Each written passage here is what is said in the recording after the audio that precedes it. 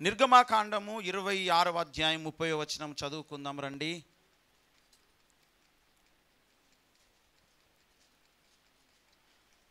నిర్గమాకాండం 26వ అధ్యాయం 30వ వచనం. అప్పుడు కొండ మీద నీకు కనుపరచబడిన దాని పోలిక చొప్పున మందిరమును నిలువబెట్టవలెను. చదువుబడిన లేఖనం మన వెనుకల్లో దేవుడు దీవించును గాక. కృపగల దేవ, దయగలిగిన రాజ, వందనాలు నైనా. చదవని లేఖనం నీది, నాతో మతం మీరు మాట్లాడి వెలిగించి నడిపించి వాడుకొని మహిమా ఘనత ప్రభావాలు పొందండి తండ్రి.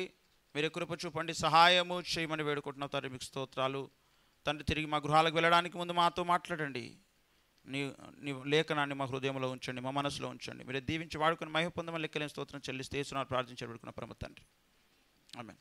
ప్రభునందు ప్రియులారా, మోషేకు దేవుడు సీనాయి కొండ మీదకి తీసుకెళ్ళి అక్కడ ఆయనకు ఒక దర్శనాన్ని చూపెట్టాడు. ఆయనకు చూపెట్టినటువంటి విధముగా, నీకు చూపెట్టిన దాని ప్రకారముగానే నువ్వు చెయ్యాలి అని మోషేతో దేవుడు ఆజ్ఞాపించాడు. అలా ఆజ్ఞాపించి ఆయనకు ఒక మందిరమును చూపెట్టాడు దేవుడు. మందిరమును అప్పుడు కొండ మీద నీకు కనపరచబడిన దాని పోలిక చొప్పున మందిరమును నిలవబెట్టవలను. నీకు చూపెట్టిన దాని పోలిక చొప్పున నువ్వు చెయ్యాలి అన్నాడు. ఆయనకు ఒక మందిరాన్ని చూపెట్టాడు, ఆ పోలికగానే నువ్వు చెయ్యాలి అని చెప్పాడు. 27వ అధ్యాయము 8వ వచనం కూడా చూడండి. పలకలతో గుల్లగా దాన్ని చేయవలను, కొండ మీద నీకు చూపబడిన పోలికగానే వారు దాన్ని చేయవలను అంటాడు. తర్వాత 25వ అధ్యాయం 40వ వచనంలో కూడా చూడండి. కొండ మీద నీకు కనపరచబడిన వాటి రూపము చొప్పున వాటిని చేయుటకు జాగ్రత్త పడుము అని అన్నాడు. మోషేకు దేవుడు పరలోకములో ఉన్నటువంటి మందిరమును చూపెడుతూ దాని పోలికగానే నువ్వు ఇక్కడ చెయ్యాలి అని చెప్పాడు భూమి మీద. అలా చేయడానికి నువ్వు జాగ్రత్త పడు అని చెప్పాడు.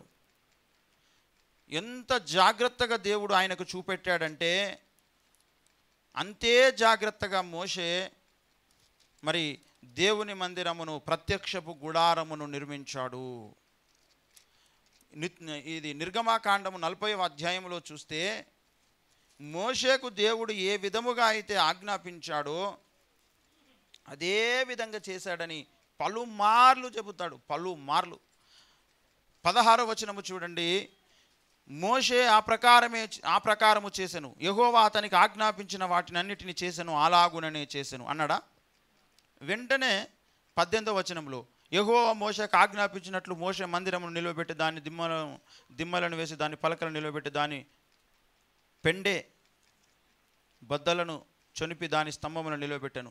20లో యెహోవా మోషేకు ఆజ్ఞాపించినట్లు, 22లో యెహోవా మోషేకు ఆజ్ఞాపించినట్లు, 24లో యెహోవా మోషేకు ఆజ్ఞాపించినట్లు, 26లో యెహోవా మోషేకు ఆజ్ఞాపించినట్లు, 28లో మరియు యెహోవా మోషేకు ఆజ్ఞాపించినట్లు, 29లో మరియు యెహోవా మోషేకు ఆజ్ఞాపించినట్లు. ఏమండి, ఇన్నిసార్లు ఎందుకు చెప్తున్నాడు? అనేక సార్లు ఈ మాట వాడతాడు. నిర్గమాకాండము 39వ అధ్యాయము 27వ వచనం చూడండి. మరియు యెహోవా మోషేకు ఆజ్ఞాపించినట్లు. 30వ వచనం మరియు యెహోవా మోషేకు ఆజ్ఞాపించినట్లు. ఏమండి, ఒక్కసారి చెప్తే సరిపోదా? గిన్నిసార్లు చెప్తున్నాడు అంటే అంత జాగ్రత్తగా దేవుడు చెప్పాడు ఆయనకు. నేను చెప్పిన దాని ప్రకారమే, దాని పోలికగానే చేయడానికి నువ్వు జాగ్రత్త పడాలి అని దేవుడు చెప్పాడు. అలా చెప్పినందుకు మోషే కూడా దేవుడు చెప్పినట్లుగానే చేశాడు, అలాగుననే చేశాడు. 16వ వచనము చూడండి. 40వ అధ్యాయం 16వ వచనములో మోషే ఆ ప్రకారం చేశాను, యెహోవా అతనికి ఆజ్ఞాపించిన వాటన్నిటిని చేశాను, ఎలాగు చేశాను? అలాగుననే చేశాడు. ఈ దేవుడు ఎట్లయితే ఆయనకు చూపెట్టిండో యాజ్ ఇట్ ఈస్ అట్లనే చేశాడు. అందులో ఒక్క మాటను కూడా తీసేయలేదు, ఒక్కటి కూడా ఎక్స్ట్రా కలపలేదు. దేవుడు చెప్పినటువంటి దానికి దేవుడు ఎట్లయితే ఉండాలనుకున్నాడో అట్లనే చేశాడు. 33వ వచనం చూడండి. మరియు అతడు మందిరమునకును బలిపీఠమునకును చుట్టూ ఆవరణమును ఏర్పరచి ఆవరణ ద్వారపు తెరను వేసెను, అలాగున మోషే పని సంపూర్తి చేశాను. దేవుడు కోరుకున్నట్టుగా మోషే మరి దేవుని మందిరపు పోలిక చొప్పున చేశాడు భూమి మీద. చేసినప్పుడు ఆ పని ఎప్పుడైతే పూర్తయిపోయిందో, ఆ పూర్తయిన తర్వాత మరి దేవుని యొక్క తేజస్సు ఆ మందిరంలో నిండుకున్నది. 34-35 వచనాలు చూడండి. అప్పుడు మేఘము ప్రత్యక్షపు గుడారమును కమ్మగా యెహోవా తేజస్సు మందిరమును నింపెను. ఆ మేఘము మందిరం మీద నిలుచుట చేత మందిరము యెహోవా తేజస్సుతో నిండెను గనుక మోషే ప్రత్యక్షపు గుడారములోనికి వెళ్ళలేకుండెను. దేవుడు చెప్పినట్టుగా చేస్తే దేవుని తేజస్సు దేవుని పనిలోనికి వస్తుంది. మోషేకు దేవుడు చెప్పినట్టు చేశాడు. అప్పుడు దేవుడు తన తేజస్సుతో మందిరాన్ని నింపాడు. అసలు మోషే కూడా లోపలికి వెళ్ళలేకపోయాడు. అంత తేజస్సుతో, అంత ప్రభావంతో దేవుడు దిగొచ్చాడనమాట. దేవునికి నచ్చినట్టు దేవుడు చెప్పినట్టుగా చేస్తే అలాంటి శక్తితో, అలాంటి ప్రభావముతో, అలాంటి సన్నిధితో, అలాంటి తేజస్సుతో దేవుడు నింపుతాడు. ఏదైనా ఆయన చెప్పినట్టు చేయాలి. అందులో ఏ మాత్రము మార్పులు ఉండొద్దు. అందుకే ఆయన అంటాడు, నేను చెప్పినటువంటి మాటలలో ఒక పొల్లైన అక్షరమైనది గతించదు. నా మాటలలో మీరు ఏది చేర్చొద్దు, ఏది కలపొద్దు అంటాడు కదా. మరొకసారి చూడండి, ప్రకటన గ్రంథం 22వ అధ్యాయం 18వ వచనం చూడండి.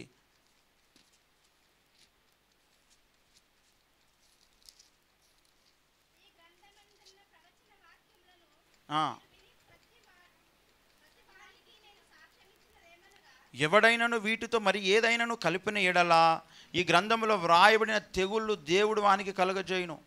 ఎవడైనాను ఈ ప్రవచన గ్రంథమందున్న వాక్యములలో ఏదైనాను తీసివేసిన ఎడలా దేవుడు ఈ గ్రంథంలో వ్రాయబడిన జీవ వృక్షములోను పరిశుద్ధ పట్టణంలోను వానికి పాలు లేకుండా చేయును. దేవుడు ఎంత జాగ్రత్త కలిగి ఉన్నాడో చూడండి.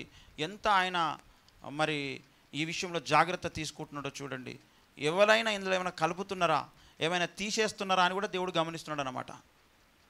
కలుపుతున్నది ఎవరు, తీసేస్తున్నది ఎవరు, నేను చెప్పినట్టుగా చేస్తున్నది ఎవరు అని దేవుడు గమనిస్తున్నాడు.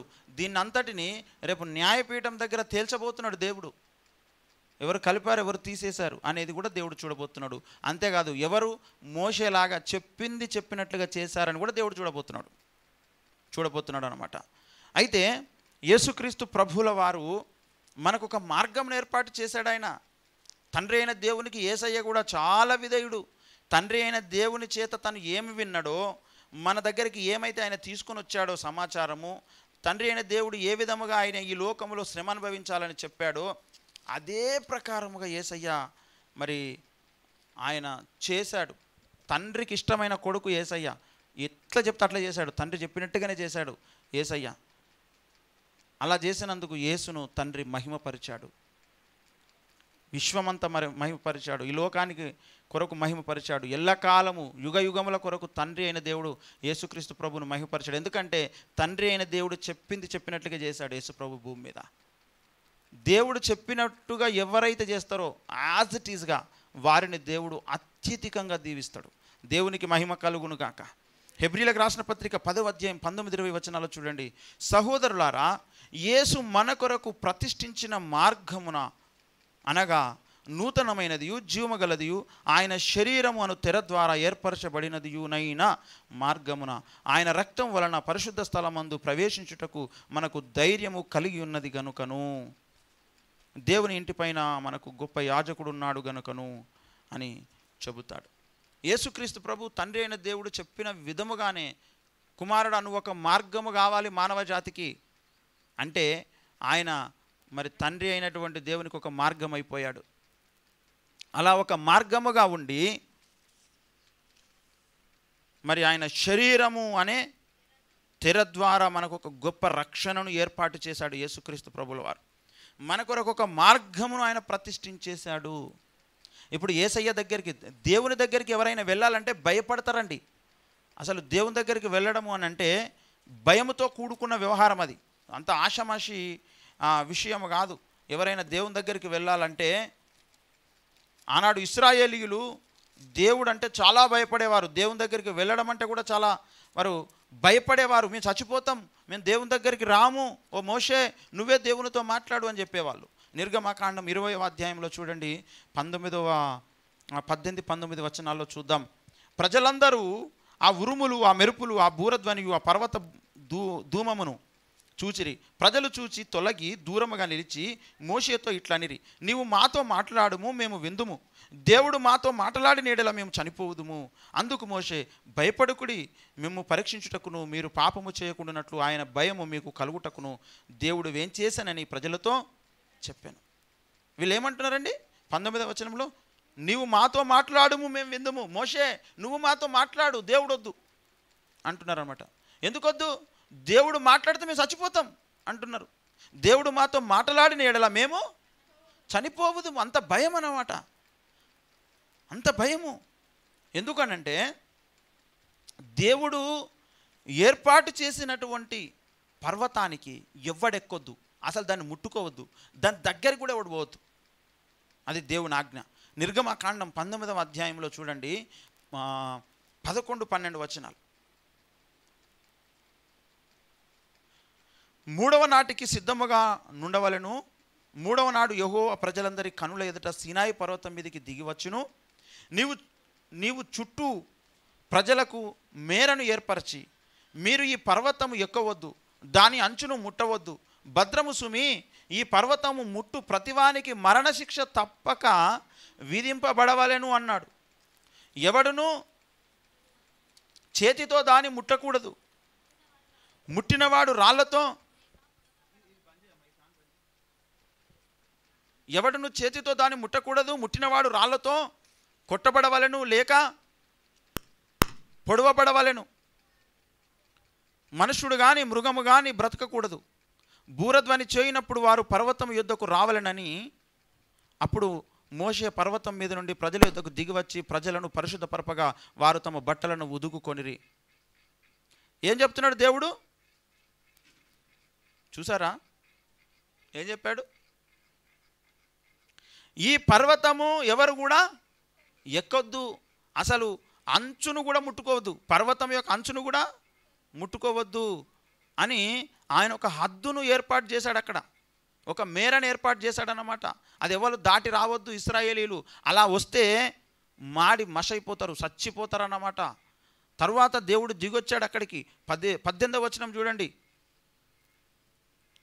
ప్రజలందరూ పర్వతం దిగువన ఉన్నారు. 17 నుంచి చదువుకుందాం.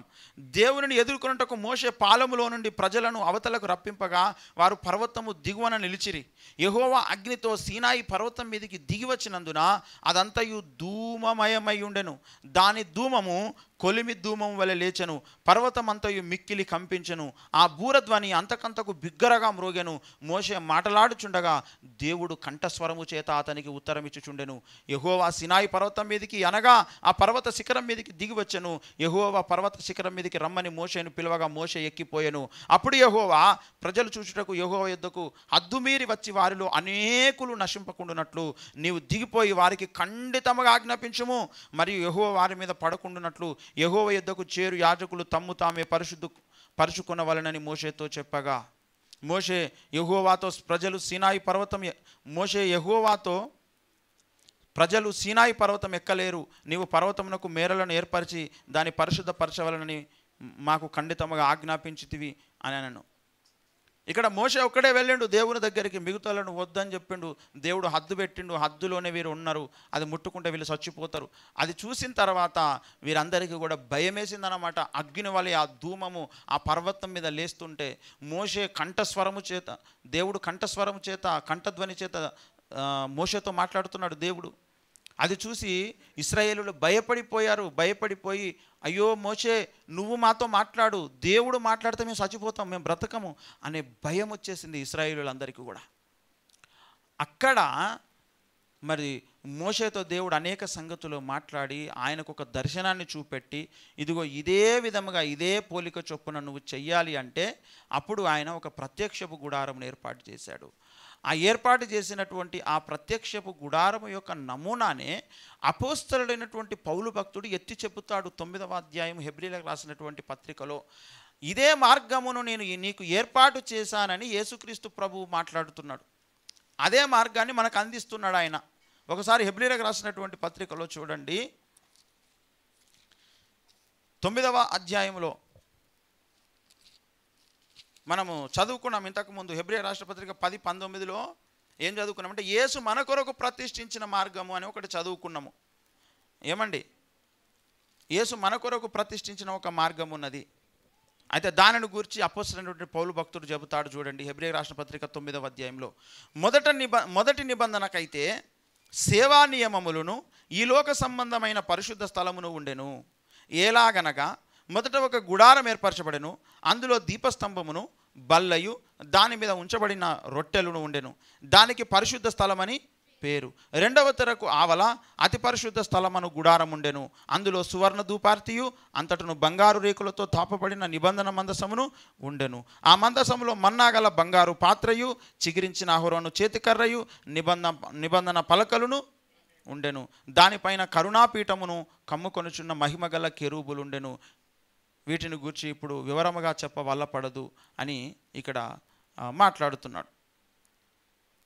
ఇక్కడ ఇప్పుడు ఎందుకు ఇది చెబుతున్నాడు పౌలు భక్తుడు అనంటే, దేవుడు మోషేకు ఏదైతే చూపెట్టాడో పోలికగా ఒక మందిరం ఉండాలని, ఆ పోలికగా ఉన్నటువంటి మందిరములోనే ఇప్పుడు మనమందరము కూడా ప్రవేశించాలి. ఆ మందిరంలోనికి మనమందరము వెళ్ళాలి. అందులోనికి ఏడాదికి ఒకసారి, సంవత్సరానికి ఒకసారి అహరోను తన కుమారులు యాజకులుగా ఉండి ఆ కరుణాపీఠము దగ్గరికి వెళ్ళేవారు. ప్రజలందరి కొరకు ప్రజలు ఏదైనా పొరపాటులు చేస్తే, అపరాధం చేస్తే వారు ఒక గొర్రె పిల్లలను కానీ, పొట్టేళ్లను కానీ, పావురపు పిల్లలు కానీ, గువ్వలను కానీ తీసుకొస్తే బలిపీఠము దగ్గర అర్పించి వారి పాపముల నిమిత్తము ఆయన దేవుని దగ్గర ప్రార్థన చేసేటువంటి వాడు. అయితే అక్కడ ఆవరణము, పరిశుద్ధ స్థలము, అతి పరిశుద్ధ స్థలము అనేటువంటి 3 ప్రదేశాలు, 3 భాగాలు ఉండేటివి దేవుని యొక్క మందిరములో, దేవుని ప్రత్యక్షపు యొక్క గుడారములో. ఆ వివరాలను గురించి ఇక్కడ పౌలు భక్తుడు మాట్లాడుతున్నాడు. ఇప్పుడు మనము ప్రతి ఆదివారమున రొట్టె విరుచుటకు కూడుకున్నప్పుడు కూడా ఆ పోలికలోనికే మనం వెళుతున్నాము. ఆ పోలిక కలిగిన మందిరములోనికే మనం ప్రవేశిస్తున్నాము. ఆ పోలిక కలిగినటువంటి మందిరంలోనికే మనం వెళ్ళాలి. ఇది దేవుడు మనకు నేర్పిస్తున్నటువంటి మార్గం. అందుకే నేను ఒక మార్గమును ఏర్పాటు చేసి మీకు ప్రతిష్ఠించి ఇచ్చాను అని చెబుతున్నాడు. దానిని గురించి ఆయన మాట్లాడుతున్నాడు. మనము దేవుని మందిరానికి వెళ్ళినప్పుడు ముందు ఆవరణం ఉంటుంది. ఆ ఆవరణములో పరిశుద్ధ బలిపీఠం ఉంటుంది, తర్వాత గంగాలం ఉంటుంది, తర్వాత పరిశుద్ధ స్థలము, పరిశుద్ధ స్థలంలో సన్నిధి రొట్టెల బల్ల, తర్వాత దీపకాంతిలో ధూపవేదిక దగ్గరికి వెళ్ళాలి. యాజకుడైతే మరి ఆ పరిశుద్ధ రొట్టెలు ఏవైతే ఉన్నాయో ఆ రొట్టెలు తినాలి. తిన్న తర్వాత ఆ లేఖన కాంతిలో, ధూపవేదిక అంటే లేఖన కాంతిలోనే ధూపవేదిక దగ్గరికి వెళ్ళాలి. వెళ్ళిన తర్వాత అప్పుడు అతి పరిశుద్ధ స్థలములోనికి వెళ్ళాలి. అది దేవుడు ఏర్పాటు చేసినటువంటి విధానము. ఈ పోలికగానే నువ్వు చేయాలి మోషే, నువ్వు దీన్ని చేయడానికి జాగ్రత్త పడు అని దేవుడు ఆ రోజు జాగ్రత్త చెప్పిన మోషేకు అదే పద్ధతిలో ఈనాడు దేవుడు మనలను ప్రవేశింపజేస్తున్నాడు. ఆనాడైతే యాజకుడు ఒక్కడే సంవత్సరానికి ఒక్కసారి ఆ ప్రత్యక్షపు గుడారంలోనికి వెళ్ళేవాడు. ఇప్పుడు దేవుడు మనలను ప్రతి ఆదివారమున ఆయన ప్రత్యక్షపు గుడారములోనికి మనలను తీసుకొని వెళుతున్నాడు. అక్కడ మనకు ఆయన విందును ఏర్పాటు చేశాడు. అక్కడ మనకు విందును ఏర్పాటు చేస్తున్నాడు. అక్కడ మనకు భోజనం ఉన్నది, అక్కడ మన్నా ఉన్నది, ఆయన ఆజ్ఞలు ఉన్నవి. దేవునికి మహిమ కలుగునుగాక. అందులోనికి మనం ప్రవేశించాలి. అక్కడ దేవుని యొక్క సకల ఆశీర్వాదం మనకు దొరుకుతుంది. అక్కడికి వెళితే ఏముంటుంది? దేవుని మందిరంలోనికి వెళితే ఏముంటుంది అంటే అక్కడ కృపాసనం ఉంటుంది. కృపాసనం ఉంటుంది. అదే చెబుతాడు హెబ్రీలకు రాసిన పత్రిక 4వ అధ్యాయం 16వ వచనంలో చూడండి. గనుక మనము కనికరింపబడి సమయోచితమైన సహాయము కొరకు కృప పొందునట్లు ధైర్యముతో కృపాసనం వద్దకు చేరుదాము అన్నాడు. కృపాసనం దగ్గర చేరాలి మనం. మరి కృపాసనం దగ్గరికి వెళ్తే ఏం దొరుకుతుందయ్యా అంటే అక్కడ మనకు కృప దొరుకుతుంది. కృప వెంబడి కృప దొరుకుతుంది. కృప వెంబడి కృప దొరుకుతుంది. యోహాను సువార్త 1వ అధ్యాయం 16వ వచనము చూడండి. ఆయన పరిపూర్ణతలో నుండి మనమందరము కృప వెంబడి కృపను పొందితిమి అంటున్నాడు. నాతో పాటు చెప్పండి. ఆయన పరిపూర్ణతలో నుండి మనమందరము కృప వెంబడి కృపను పొందితిమి. కృప వెంబడి కృప పొందుతాం. దేవుని కృప మనకు బలం ఇస్తుంది, ఆరోగ్యం ఇస్తుంది, ఐశ్వర్యం ఇస్తుంది. పౌలు భక్తుడు అంటాడు, నేను ఏమై ఉన్నానో అదంతా దేవుని కృప వలనే అయి ఉన్నాను అంటాడు ఆయన. నేను ఏమైతే చేశానో అదంతా దేవుని కృప ద్వారానే నేను అన్ని సకలము చేశానంటాడు పౌలు భక్తుడు. మనము కూడా ఇప్పుడు ఏమైనా చెయ్యాలనుకుంటే దేవుని కృప చేతనే మనం ఏమైనా చేయగలమండి. దేవుడు కృప చూపాలి మనకు. ఏమండి, 1 కొరింథీయులకు రాసిన పత్రిక 15వ అధ్యాయం 10వ వచనం ఒకసారి చూడండి. అయినను నేనేమై ఉన్నానో అది దేవుని కృప వలననే అయి ఉన్నాను, మరియు నాకు అనుగ్రహింపబడిన ఆయన కృప నిష్ఫలము కాలేదు. కానీ వారందరికంటే నేను ఎక్కువగా ప్రయాసపడినది నేను కాను, నాకు తోడై ఉన్న దేవుని కృపయే. నేనైననేమి వారైననేమి అలాగుననే మేము ప్రకటించుచున్నాము, అలాగుననే మీరును విశ్వసించితిరి అంటున్నాడు. ఇక్కడ పౌలు చెబుతున్న సాక్ష్యం ఏంటంటే, నేను ఏమై ఉన్నానో అది దేవుని కృప వలననే అయి ఉన్నాను. పౌలు భక్తుడు 14 పత్రికలు రాశాడు, అనేక దిద్దుబాటు లేఖలు రాశాడు, అనేక మందిని రక్షించాడు, దేవుని కొరకు గొప్ప కార్యాలు చేశాడు. ఇదంతా ఎలా చేశాడట? ఆయన దేవుని కృప వలన నేను చేశాడంటున్నాడు. ఇప్పుడు దేవుని కొరకు మనము ఏదైనా చేయాలనుకుంటే అది ఎలా చేయగలుగుతామంటే దేవుని కృప ద్వారా చేయగలుగుతాం. మరి దేవుని కృప ఎక్కడ దొరుకుతుంది అంటే కృపాసనం దగ్గర దొరుకుతుంది. కృపాసనం దగ్గర దొరుకుతుంది. దేవుని కృప పొందుకోవాలంటే ఆయన కృపాసనం దగ్గరికి తప్పకుండా వెళ్ళాలి మనమంతా. అలా వెళ్ళినప్పుడే మనం ఏదైనా చేయాలనుకుంటే ఆయన కృప చేత మనము సకలము చేయగలుగుతాము. మరి అక్కడికి వెళ్ళడానికి దేవుడు మనకు ఏర్పాటు చేసిన కార్యము, ఇచ్చినటువంటి గొప్ప అవకాశమే ఏమిటి అంటే యేసు రక్తము. ఆయన రక్తాన్ని పట్టుకొని ఆయన దగ్గరికి మనం వెళ్ళగలుగుతాము. దయచేసి హెబ్రీలకు రాసినటువంటి పత్రికలో 10వ అధ్యాయం 20వ వచనంలో చూడండి. ఇక్కడ ఆయన చెబుతాడు, ఆయన శరీరమును తెర ద్వారా ఏర్పరచబడినది యునైన మార్గమున ఆయన రక్తము వలన పరిశుద్ధ స్థలమునందు ప్రవేశించుటకు మనకు ధైర్యము కలిగి ఉన్నది గనుక అని అంటాడు. ఆ ప్రత్యక్ష గుడారములోనికి వెళ్ళడానికి ఇశ్రాయేలీలకు ధైర్యం ఉన్నదా? ధైర్యం లేదు. మరి మనకు ధైర్యం ఉన్నదా అంటే మనకు కూడా లేదు. మరి ధైర్యం ఎలా వస్తుంది అని అంటే యేసుక్రీస్తు ప్రభువుల వారు తన శరీరము ద్వారా కార్చినటువంటి రక్తమును మనం పట్టుకుంటే మనకు ధైర్యము కలుగుతుంది. దేవునికి మహిమ కలుగునుగాక. కల్వరి శిలువలో యేసయ్య కార్చినటువంటి రక్తాన్ని మనం పట్టుకుంటే దేవుని ప్రత్యక్ష గుడారములోనికి వెళ్ళడానికి, దేవుని మందిరములోనికి వెళ్ళేటువంటి ధైర్యము కలుగుతుంది. లేకపోతే మనకంత ధైర్యం లేదు. ఆ ధైర్యాన్ని దేవుడు మనకిస్తున్నాడు. అందుకే యేసయ్య రక్తమును పట్టుకునే మనము దేవుని యొక్క మందిరంలోనికి వెళ్ళాలి. యేసయ్య రక్తము మీద ఆధారపడే మనం దేవుని మందిరంలోనికి వెళ్ళాలి. అలా ఆయన రక్తం మీద ఆధారపడడం కొరకే ప్రత్యక్షపు గుడారంలో ఒక నమూనాను దేవుడు చూపెడుతున్నాడు. ఏమిటి అంటే మొట్టమొదట ప్రత్యక్షపు గుడారములో మనకు తగిలేది, కనబడేది బలిపీఠము కనబడుతుంది. అక్కడ బలిని అర్పిస్తారు. అప్పుడైతే గొర్రెలను, పొట్టేళ్లను, పావురములను వారు అర్పించారు. ఇప్పుడైతే మనం అర్పించే అవసరం లేదిక. మన కొరకు యేసే కల్వరి శిలువలో బలైపోయాడు గనక ఆయన రక్తమును మనము విశ్వసించుతే చాలు, ఆయన రక్తమును నమ్ముతే చాలు, మనము బలి యేసయ్య మన కొరకే ఆయన అర్పించేసినట్లుగా మనము దాన్ని నమ్ముతున్నందుకే ఆయన రాసుకుంటాడు. వీడు నా రక్తాన్ని ఎప్పుడైతే నమ్మాడో వీని మీద నా రక్తం ఉన్నది, వీడు నా రక్తాన్ని ఆశ్రయించాడు కనుక ఇంకా వీనికి నేను ఏ హాని చెయ్యను అని దేవుడు అనుకుంటాడన్నమాట. అందుకే యేసయ్య రక్తము చాలా ప్రాముఖ్యమైనది, అది అమూల్యమైనది. మనల్ని పాపముల నుండి, దోషముల నుంచి మనలను విడిపిస్తుంది. అది మనలను కృపాసనము దగ్గరికి తీసుకొని వెళ్తుంది. దేవునికి మహిమ కలుగునుగాక. హల్లెలూయా. దేవుని కృపాసనం దగ్గర దాకా తీసుకెళ్ళేది యేసయ్య రక్తమే. మరి అక్కడి దాకా మనం వెళ్ళినప్పుడే మనకు దేవుని యొక్క దీవెనలు దొరుకుతాయి. మనం ఇప్పుడు ఈరోజు ఆదివారం ఆరాధన మనం ప్రారంభించుకొని ఒక క్రమ పద్ధతి ప్రకారం జరిగించుకుంటున్నాం కదా. మనం ఎట్లా చేస్తాం చెప్పండి? ఆరాధన క్రమం నేను కావాలనే మీతో అనిపిస్తున్నా, ఎందుకంటే మీకు అందరికీ గుర్తుండాలని, మీరు మర్చిపోవద్దనే నేను కావాలని చెప్పిస్తున్నా. మనం ఎట్లా చేసుకుంటాం చెప్పండి? ఆరాధన క్రమం ఎట్లుంటుంది మనది? ప్రారంభ ప్రార్థన ఉంటుంది, పాటలు ఉంటాయి, తర్వాత మొదటి వర్తమానం ఉంటుంది, తర్వాత సిద్ధపాటు ఉంటుంది, తర్వాత కృతజ్ఞతాస్తుతులు ఉంటాయి, తర్వాత ప్రభుబలలో పాలు పొందుట ఉంటుంది, తర్వాత కానుకలు సమర్పిస్తాము, తర్వాత సాక్ష్యములు ఉంటాయి, తర్వాత ప్రకటనలు ఉంటాయి, తర్వాత మనం ప్రార్థన చేసుకుంటాము, తర్వాత రెండవ వర్తమానం ఉంటుంది, తరువాత ఆశీర్వాద ప్రార్థన ఉంటుంది. ఇది సిస్టమ్ అన్నమాట. ఈ పద్ధతి ప్రకారము మనము జరిగించుకుంటున్నాం ప్రతి ఆదివారం. మనం ఎప్పుడైనా దీన్ని తప్పుతామా? మనం తప్పం. ఇదే పద్ధతి ప్రకారం మనం జరిగించుకుంటూ వస్తున్నాం. ఎందుకు చేసుకుంటున్నాం మనం ఇట్లా? ఎందుకు చేసుకోవాలి ఇట్లా అంటే ఇందులో ఒక నమూనా ఉంది, ఇందులో ఒక పోలిక ఉంది. ఏమిటి ఈ పోలిక అంటే, ప్రత్యక్షపు గుడారమును మోషేకు దేవుడు చూపెట్టి, పరలోకములో ఉన్నటువంటి మందిరాన్ని చూపెట్టి, భూమి మీద నువ్వు దాని పోలిక చొప్పున చేయమని చెప్పి, ఆ పోలిక కలిగిన మందిరములోనికి మరి యాజకుడు వెళ్ళి కరుణాపీఠమును సమీపించినప్పుడు అక్కడ దేవుని యొక్క ఆశీర్వాదాలు దొరికినాయి కదా. అట్లనే మనము అదే నమూనా ప్రకారముగా ఈ యొక్క ఆదివారపు ఆరాధన క్రమము అనేది జరిగినప్పుడే దేవుని యొక్క ఆశీర్వాదం అనేది మన బ్రతుకులలోనికి వస్తుంది. దేవునికి మహిమ కలుగునుగాక.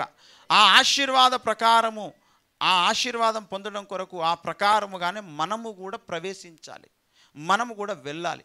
ఈ విధముగానే మనము దేవుని మందిరానికి వెళ్ళడం నేర్చుకోవాలి, దేవుని మందిరములోనికి ప్రవేశించడం నేర్చుకోవాలి.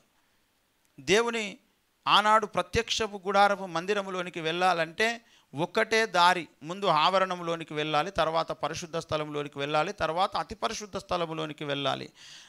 ఎవరైనా దొడ్డి దారిన వెళ్ళడం కుదురుతుందా? నేను ఎందుకు వెళ్తా ఆవరణం నుంచి, నేను ఎక్కడి నుంచి వస్తా అంటే ఏం జరుగుతుంది? అప్పుడు చచ్చిపోతారు. ఎందుకు? అది ఆజ్ఞ అతిక్రమం అవుతుంది. అది దేవుడు ఏర్పాటు చేసిన విధానము కాదు. ఈనాడు దేవుడు ఏర్పాటు చేసిన విధానములోనికి రావడానికి చాలా కష్టమవుతుంది మానవ జాతికి, మనుషులకు చాలా కష్టం అండి. దేవుని మాటలు ఎలా ఉంటాయి అంటే ఇవి మునుకోలలాగుంటాయి. ప్రసంగి భక్తుడు అంటాడు, ఇవి మునుకోలలు, దేవుని మాటలు మునుకోలలు. పౌలుతో అంటాడు, ఓ పౌలా, సౌలా నువ్వు మునుకోలలకు ఎదురు తన్నుచున్నావు, ఇది నువ్వు నుంచి కాదు అని అంటాడు. ఏమండి? ప్రసంగి గ్రంథం 12వ అధ్యాయం 11వ వచనం ఒకసారి చూడండి.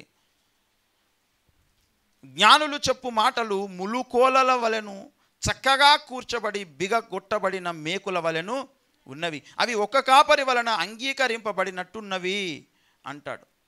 ములుకోలలు అంటే ఎద్దును పొడిచేటువంటి కర్ర ఉంటుంది ఒకటి, దాన్ని ముళ్ళు కర్ర అంటారు, ముళ్ళు కట్టె అంటారు. ఆ ముళ్ళు కట్టెకు ముందట ఒక ముళ్ళు పెడతారు, అది ఒక ఇనుపది ఒక పిన్ను పెడతారు, అక్కడ ఒక తీగ నుంచి తీసి పెడతారు. దాంతో ఎద్దును ఇట్లా కొట్టడం అవసరం లేదు, ఇట్లా నొక్కితే దానికి నొప్పి కలుగుతుంది అన్నమాట. అది బ్లడ్లోకి వెళ్ళిపోతుంది ఇట్లా నొక్కితే. దాన్ని ములుకోల అంటున్నాను అన్నమాట. అయితే దేవుడు పౌలుకు దర్శనం ఇచ్చినప్పుడు అంటాడు, నువ్వు ములుకోలలకు ఎదురు తన్నుతున్నావు పౌలు అంటాడు. ఎవరైనా సరే దానికి ఎదురుదంతే ఏమవుతుంది? ఇప్పుడు కుచ్చుకుంటుంది, గాయమవుతుంది. దేవుని మాటలన్నీ కూడా అట్లనే ఉంటాయి. దేవుని మాటలను ఆచరించడం అంత సులువు కాదండి. దేవుని మాటలను పాటించడం అంత సులువు కాదు. దేవుని ఆజ్ఞలకు లోబడడం అంత సులువు కాదు. అలా లోబడాలి, దేవుని మాటలకు విధేయత చూపెట్టాలంటే దేవుడే మనకు సహాయము చేయాలి. దేవుడు సహాయము చేయకుండా మనం ఆయనను స్తుతించలేం, ఆయన చెప్పినట్టుగా మనం వినలేం, ఆయనకు మనం లోబడలేం, ఆయనకు మనం విధేయత చూపెట్టలేం. ఆయన చెప్పిన ఏ పని కూడా చేయడం మన నుంచి కాదు. దేవుడు ఒక మాట చెప్పితే ఆ మాటను నిర్వర్తించడానికి కూడా దేవుడే మనకు సహాయము చేయాలి. లేకపోతే ఆ పని జరిగించడం మన శక్తికి మించిన పని అది. అందుకే దేవుడు మనకు ఒక మాట చెప్పిన తర్వాత ఆ మాటను జరిగించడం కొరకు కూడా దేవుడే మనకు సహాయం చేస్తానంటున్నాడు. దేవునికి మహిమ కలుగునుగాక. దేవుడు ఒక మాట చెప్తే అది జరిగించడం ఏ మానవతరం కాదు. అది జరిగించగలుగుతాము అంటే దానికి దేవుడు సహాయం చేసిండని అర్థం. చేయగలిగితే, చేయలేకపోతే దేవుని సహాయాన్ని మనం పొందుకోలేదని అర్థం. దేవుడు ఒక మాట ఇచ్చాడు, దేవునికి నేను ఒక మాట ఇచ్చాను, లేదా దేవుడు నాకు ఇచ్చిన ఆజ్ఞకు నేను లోబడలేకపోతున్నాను, దేవుడు చెప్పిన పని నేను చేయలేకపోతున్నాను అంటే అర్థం ఏమిటి అనంటే, ఆ పనిని చేయడానికి నీ శక్తి సరిపోదు, నీ బలము సరిపోదు, నీ ప్రయత్నము సరిపోదు. దానికి దేవుని సహాయము తోడు కావాలి, దేవుని శక్తి తోడు కావాలి, దేవుని యొక్క కృప తోడు కావాలి. అందుకే దేవుని పని చేయడానికైనా దేవుడే సహాయము చేయాలి. అందుకే దేవా నువ్వు నాకు సహాయము చేయమని అడగాలి, దేవుణ్ణి ప్రత్యేకంగా అడగాలి. దేవుడు ఒక పని అప్పగించాడు. ఆ పని పూర్తి కావాలంటే దేవా ఈ పని పూర్తయ్యేంత వరకు నీ సహాయం నాకు దయచేయమని అడగాలి దేవుని దగ్గర. ఎవరైనా మీకు ఏ పని వచ్చినా అది నమ్మకంగా మనం పూర్తి చేయలేమండి, మన నుంచి కాదది. ఎందుకంటే మనము శక్తిహీనులం, బలహీనులం. మనకు తిండి ఆశ ఉంటుంది, నిద్ర ఆశ ఉంటుంది, ధనాశ ఉంటుంది, ఈ లోక ఆశ ఉంటుంది. ఈ లోక సుఖాలు మనకు ఉంటాయి, ఎప్పుడు ఈ ఉద్దేశాలు ఉంటాయి మనకు ఎప్పుడు కూడా ఉండి వాటి వైపుకి ఎప్పుడు లాగబడతా ఉంటాం. మనం లాగబడతా ఉంటాం. వాటిని జయించి వాటి నుంచి పోరాడి ముందుకు రావాలంటే దేవుని సహాయం కావాలి మనకు. ఎలాంటి సహాయం కావాలంటే దేవుని బలమైన హస్తం మనకు తోడుగా ఉండాలి, దేవుని బలమైన శక్తి మనకు తోడుగా ఉండాలి. అలా ఉన్నప్పుడే మనం ఒక సాక్షిగా బ్రతకగలుగుతాం. ఇప్పుడు మోషే ఒక సాక్షి, అవునా కదా? హెబ్రీ రాష్ట్ర పత్రికలో అంటాడు, గొప్ప సాక్షి సమూహము మేఘము వలె మిమ్మలను కమ్ముకున్నది అంటాడు. చూడండి, హెబ్రీ రాష్ట్ర పత్రిక 12వ అధ్యాయం 1వ వచనంలో, ఇంత గొప్ప సాక్షి సమూహము మేఘం వలె మనలను ఆవరించి ఉన్నందున మనకు కూడా ప్రతి భారమును సులువుగా చిక్కులబెట్టు పాపమును విడిచిపెట్టి విశ్వాసమునకు కర్తయు దాన్ని కొనసాగించు వాడునైన యెహోవా వైపు చూచుచు మన ఎదుట ఉంచబడిన పందెములలో ఓపికతో పరిగెత్తుదము. ఆయన తన ఎదుట ఉంచబడిన ఆనందము కొరకై అవమానమును నిర్లక్ష్యపెట్టి సిలువను సహించి దేవుని సింహాసనం యొక్క కుడి పార్శ్వమున ఆసనుడు. ఇప్పుడు ఒక మాట అండి, యేసయ్య ఈ లోకంలోనికి తండ్రి చిత్తం చొప్పున వచ్చిండు కదా. ఆ తండ్రి చిత్తం చొప్పున పని జరిగించడానికి ఎవరి సహాయం తీసుకున్నాడు? యేసు ప్రభు తండ్రి సహాయం తీసుకున్నాడు, పరిశుద్ధాత్మ సహాయం తీసుకున్నాడు. ఆయన చిన్నతనంలోనే పరిశుద్ధాత్మ పూర్ణుడయ్యాడు. దాని కొరకు ఆయన ఉపవసించాడు, ఆయన శ్రమపడి విధేయతను నేర్చుకున్నాడు. దేవుని సహాయము చేత ఈ లోకములో ఆయన తనకివ్వబడినటువంటి పనిని తుదముట్టించగలిగింది యేసయ్య. దేవునికి మహిమ కలుగునుగాక. మరి ఆయనకిచ్చిన పనినే దేవుని సహాయము చేత ఆయన తుదముట్టించగలిగితే, ఆయన మానవ జన్మెత్తినప్పుడు యేసు ప్రభువుల వారు, మరి మనము మనుషులుగా ఉన్నటువంటి మనము దేవుని సహాయం లేకుండా ఏం చేయగలం? మనం ఏమైనా చేస్తామా? దేవుని పని చేయలేము, సొంత పని చేసుకోలేము, సొంత కుటుంబాన్ని నడుపుకోలేము, ఉద్యోగాన్ని కూడా పర్ఫెక్ట్గా చేయలేము, ఏమి చేయలేము. దేవుడు సహాయం చేయాల్సిందే ఖచ్చితంగా. అందుకే అపోస్తలుల కార్యం 1వ అధ్యాయం 8వ వచనంలో అంటాడు, పరిశుద్ధాత్మ మీ మీదికి వచ్చినప్పుడు మీరు శక్తి నొందెదరు. శక్తి ఎప్పుడైతే నొందుతారో అప్పుడు మీరు సాక్షులుగా బ్రతుకుతారు అన్నాడు ఆయన. దేవునికి మహిమ కలుగునుగా. మీరు భూదిగంతముల వరకు మీరు సాక్షులుగా ఉండగలుగుతారు అన్నాడు. ఎప్పుడు ఉంటారు సాక్షులుగా? ఒకసారి చదువుతారా అక్కడ ఉన్న మాట? అపోస్తలుల కార్యం 1వ అధ్యాయం 8వ వచనం, పరిశుద్ధాత్మ మీ మీదికి వచ్చినప్పుడు మీరు శక్తి నొందెదరు గనక యెరూషలేములోను యూదయ సమరయ దేశముల యందంతటను భూదిగంతముల వరకు నాకు సాక్షులుగా ఉంటారు.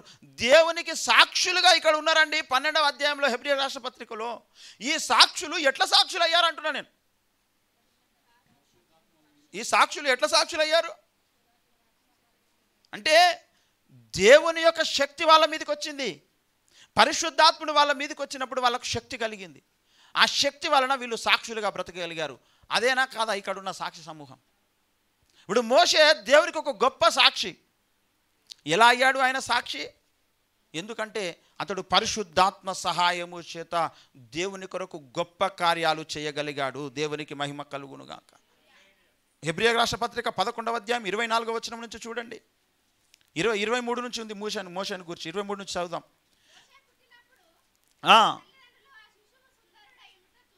విశ్వాసమును బట్టి రాజాజ్ఞకు భయపడక 3 మాసములు అతన్ని దాచిపెట్టిరి. మోషే పెద్దవాడైనప్పుడు విశ్వాసమును బట్టి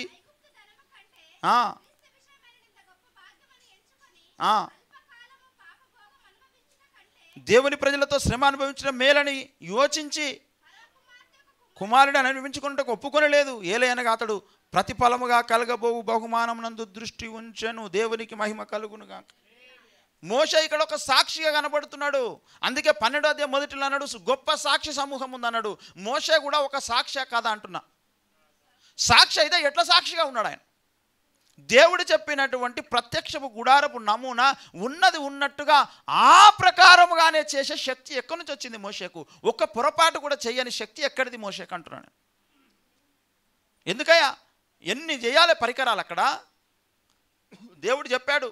మీరు నిర్గమకాండము 25వ అధ్యాయం నుంచి 40 అధ్యాయాల వరకు చదివితే దేవుడు ప్రత్యక్షపు గుడారము ఎలా ఉండాలి, దాన్ని ఏ దారంతో చేయాలి, ఏ ఉన్నితో చేయాలి, ఏ గొర్రె బొచ్చుతో చేయాలి, ఎలాంటి బంగారముతో చేయాలి, ఎలాంటి వెండితో చేయాలి, అది ఎంత సైజు ఉండాలి, ఏ చెక్కతో చేయాలి అనేటువంటి వివరాలన్నీ కూడా చెబితే బలిపీఠముకు ఒక కొలతలు, గంగాళముకు ఒక కొలతలు, ఒక ఆకారము, తర్వాత పరిశుద్ధ స్థలములో ఉన్నటువంటి సన్నిధి రొట్టెల బల్ల ఒక తీరు, దీపస్తంభం ఒక తీరు, ధూపవేదిక ఒక తీరు, కరుణాపీఠం ఒక తీరు, ఏమండి మందసము ఒక తీరు, దానికి ఉన్న కొలతలు వేరు, దాని మీద పొదిగేటువంటి రేకులు వేరు, దాని మీద వేయాల్సిన డిజైన్లు వేరు. ఇన్ని గుర్తుపెట్టుకొని దేవుని నోట్లో నుంచి ఏ మాట వస్తే ఆ మాట ప్రకారమే అంత గొప్ప మందిరాన్ని పోలికగా నిర్మించే శక్తి ఎట్లా పొందుకున్నాడు మోషే? ఆ సాక్ష్యాన్ని ఎలా పొందుకున్నాడు? మోషే దేవుడు చెప్పింది చెప్పినట్లుగానే చేశాడని దేవుడు అంటున్నాడు. దేవునికి మహిమ కలుగునుగాక. దేవుడు చెప్పింది చెప్పినట్టు చేసే శక్తి ఎక్కడి నుంచి వచ్చింది మోషేకు? ఆయన ఒక సాక్షి అంటున్నాడు ఇక్కడికి వచ్చి 12వ అధ్యాయంలో. మోషే నువ్వు ఎలా సాక్షిగా ఉన్నావు దేవునికి అంటే, పరిశుద్ధాత్మ దేవుడు నన్ను సాక్షిగా నిలబెట్టాడు అంటున్నాడు. దేవునికి మహిమ కలుగునుగాక. ఈనాడు మనందరికీ రకరకాల బాధ్యతలు ఉన్నాయండి. చాలామంది ఆ బాధ్యతలలో ఫెయిల్ అయిపోతున్నారు. ఫెయిల్ అయ్యిరా కాలేదా? నేను ఫెయిల్ కాలేదండి, నాకు ఇచ్చిన బాధ్యతలు అని చెప్పగలరా ఎవరే? ఈనాడు చాలామంది సాక్ష్యం చూస్తే అప్పగించిన పనిని నమ్మకంగా చేసేటువంటి సామర్థ్యం లేదు. దేవుడు ఒక పని అప్పగిస్తే ఆ పనిని చేసేటువంటి బలము లేదు, శక్తి లేదు, దానిని ముందుకు తీసుకెళ్ళేటువంటి అలాంటి పరిస్థితి లేదు. అన్నిట్లలో తప్పుల తడకలు, అన్నిట్లలో లోపాలు, అన్నిట్లలో దేవుని చేత దెబ్బలు తినడం, దేవుని చేత మరి నువ్వు సరిగా లేవు, నువ్వు నా భక్తి జీవితంలో, విశ్వాస జీవితంలో అని దేవుని చేత మనము ఆయన చేత దెబ్బలు తినేటువంటి పరిస్థితిలోనే అందరూ ఉన్నారు. ఎందుకు ఇలాంటి పరిస్థితి వచ్చింది? దేవుడు మనకు ఇచ్చినవన్నీ ఆయనయే. ఆయన ఇచ్చిన వాటి ప్రకారము, ఆయన ఇచ్చిన ఏవైతే ఉన్నాయో వాటిని సరిగా నిర్వర్తించడానికి ఆయననే శక్తిని ఇస్తానని చెప్పాడు. ఆ శక్తిని మనం పొందుకోవడమే మన లోపం, పొందుకోకపోవడమే మన లోపం. పొందుకోవాలి, ఆ శక్తిని పొందుకోవాలి. ఎలా వస్తుంది ఆ శక్తి? మరి మనకు సాక్షులుగా బ్రతకాలంటేనేమో శక్తి కావాలి, శక్తి కావాలంటేనేమో పరిశుద్ధాత్ముడు రావాలి. పరిశుద్ధాత్మ రావాలంటే మరి మనం ఏం చేయాలి? రమ్మను వద్దంటున్నాను నేను. పరిశుద్ధాత్మ రాంగా, ఓ పరిశుద్ధాత్మ దేవా నువ్వు రాంగా నేను వద్దంటున్నారా? ఎవరు వద్దంటున్నారు? పరిశుద్ధాత్మ మీ మీదకి వచ్చినప్పుడు శక్తి కలుగుతుంది. శక్తి కలిగితే మీరు సాక్షులుగా ఉంటారు. ఎలాంటి సాక్షులుగా ఉంటారు? దేవుడు చెప్పినటువంటి పనిని కరెక్ట్గా నిర్వర్తించి గొప్ప సాక్షులు అవుతారు. మరి ఇదంతా జరగాలంటే పరిశుద్ధాత్మ దేవుడు ఇన్వాల్వ్ కావాలి. దేవుడు చెప్పిన పనిని దేవుడే మన ద్వారా జరిగించాలి. మోషేకు దేవుడే చెప్పాడు, దేవుడే జరిగించాడు మోషే ద్వారా. దేవుడు దేవునికి నమ్మకమైన సాక్షిగా ఉన్నాడు మోషే. ఇప్పుడు అలాంటి సాక్షులముగానే మనం నిలబడాలి. అంటే పరిశుద్ధాత్మను మనం కోరుకోవాలి. పరిశుద్ధాత్మ దేవుని రమ్మని మనం అడగాలి. అడుగుతున్నామా మనం?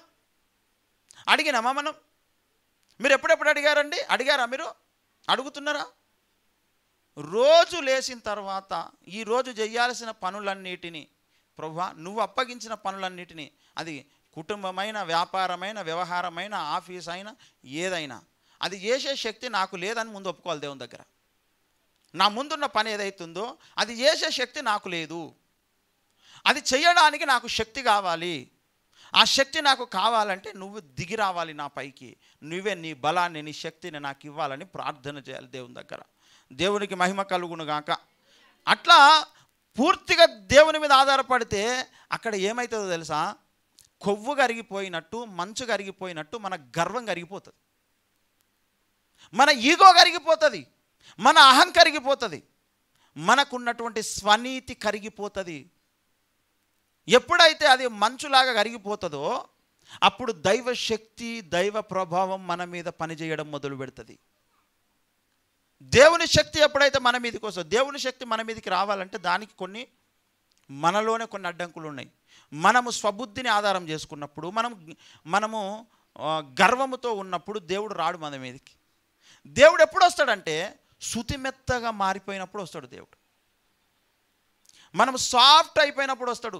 ఎవడైతే విరిగి నలిగిన హృదయముతో దేవుని దగ్గర ప్రార్థిస్తాడో వానికి దేవుడు ఆసన్నుడు. దేవునికి మహిమ కలుగునుగా.